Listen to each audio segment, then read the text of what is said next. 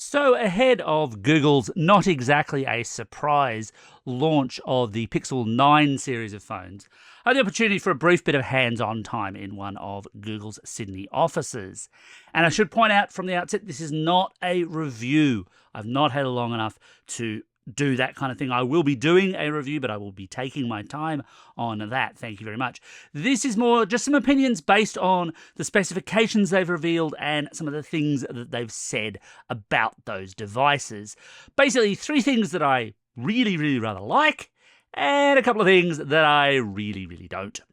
The big thing for me, the big plus this year, is all about size. And it's the fact that there's such a wide range of sizes available when you want to buy a Pixel. So you've got the base level Pixel 9, and then the Pixel 9 Pro. And in prior years, those would have been very differently sized phones. They're not this year. And then you've got the Pixel 9 Pro XL, which is essentially the size of what the Pixel 8 Pro was last year. So that's your bigger phone if you want it. But I love the fact that while there is the entry-level Pixel 9, the Pixel 9 Pro is just a smaller Pixel 9 XL. There's not a big camera difference in play here. There's not a big processor difference in play here. Essentially speaking, you're talking screen size and battery capacity, yes, but it remains to be seen how much of a difference that makes to overall battery life.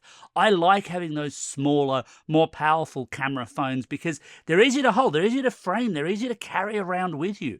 There's a lot of big benefits there, but so often you only get the best cameras in the biggest, most expensive phone, and that's not the story here. But of course, the size story doesn't end there, because you've also got the Pixel 9 Pro Fold. And look, it's kind of awkward name, but what's got me excited there is that we are actually going to see it here in Australia. The original Pixel Fold did not launch here in Australia, so this is Google's first folding phone for Australia. It's coming a little bit later. It'll arrive on store shelves in early September. But my initial impressions of that were all pretty good. The size story here works really well. Sticking with the cameras, the other thing I really like here is that the cameras are not just AI, and obviously AI is a huge selling point for these phones.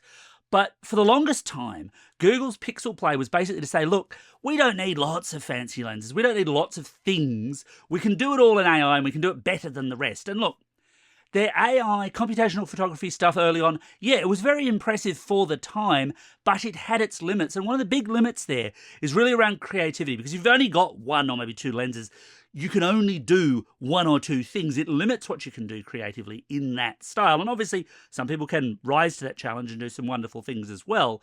But having three lenses, having the ultra-wide, the wide, the telephoto, and having them all be good, and in this case, of course, improved, these are not entirely new things for Pixel 9, that's a big plus to me. And even the base level Pixel 9 gets an upgrade here, because the ultra-wide on that has bumped up from 12 megapixels, as it was on the Pixel 8, to 48. And sure, smartphone photography is not just a megapixels game, but it does help.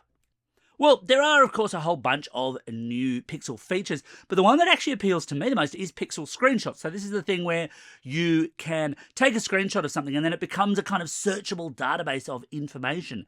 Because I do this quite a bit as a journalist, it's really handy to be able to go, right, quick visual note, cool, search it up later, find where that detail was in that screenshot.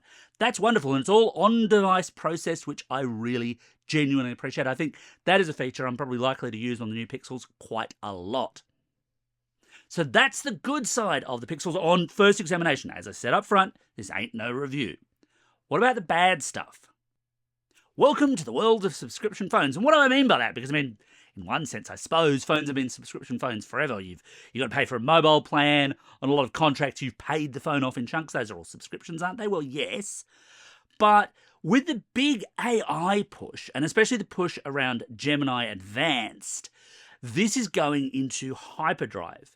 And my issue here is not about the capabilities of Gemini Advanced, it's about the pricing. It's about the way that those features are priced. So you'll get an introductory trial period, but after that, here in Australia, Google's current pricing for Gemini Advanced runs $32.99. And that's not per year, that's per month.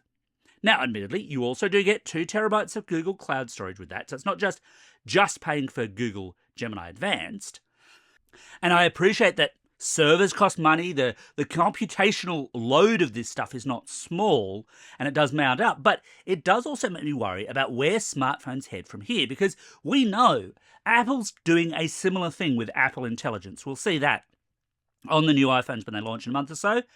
Not that apparently we'll see all of Apple Intelligence all at once, but the point is, as these features get shifted to AI, and as AI becomes you've got to pay a monthly subscription to access that, I worry that more and more things that we do on a smartphone will pick up an AI component, not because it's strictly necessary, but because you can then hide it behind more of a subscription wall. And look, we've seen this with plenty of other software. This is what Adobe does with Creative Cloud. This is what Microsoft ideally wants to do with Office 365 and services like that. You can get some of those features in standalone applications, but it's definitely not the way it's pushed to you.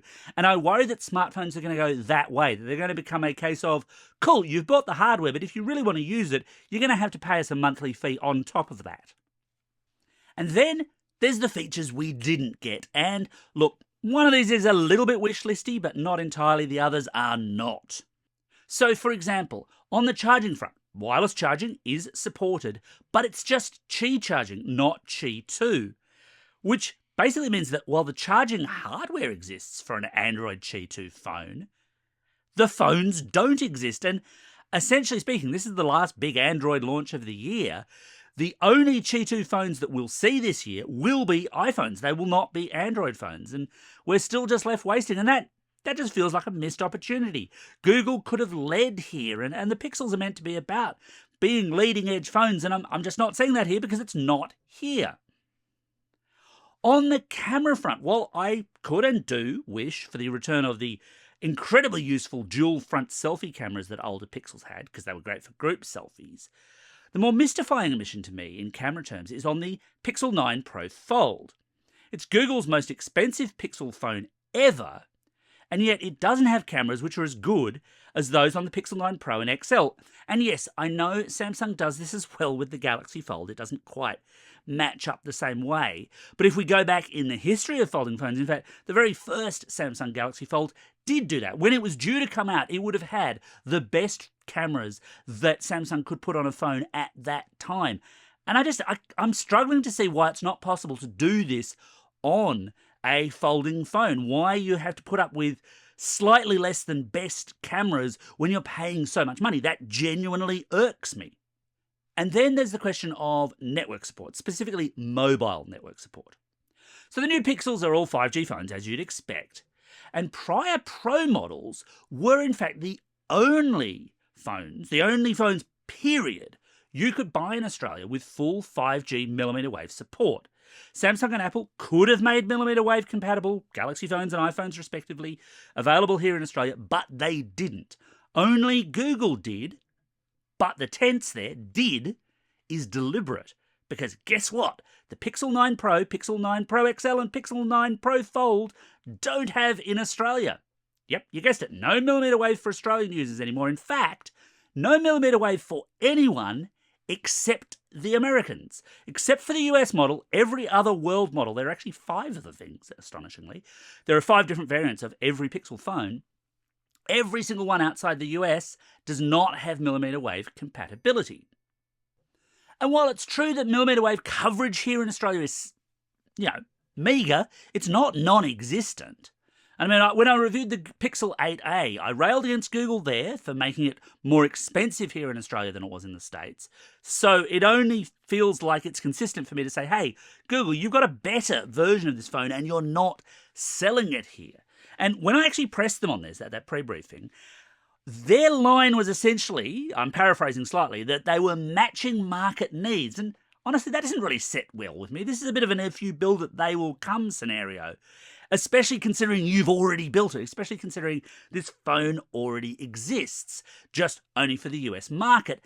And realistically, what they're most likely doing here is only saving a few cents per phone by omitting those millimetre wave network components.